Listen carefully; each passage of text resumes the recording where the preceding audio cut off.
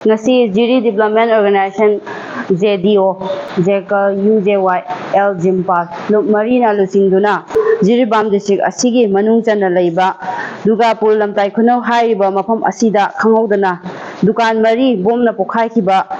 Amadi Thugai Kiba Aduda Chenaba Mioi Sing Pung Kun Marigi Manungda Phaduna Pothopidrabadi Ngasi Maski Tang Kuntra Ayuk Pung Taruk Tagi Hayeng Kuntra Matoi Ayuk Pung Taruk Phauba Jiribam District Asida Pung Kun Marigi Oiba Total Shutdown Jiribam District Asida Laphokre Hokiba Tang Kunipanda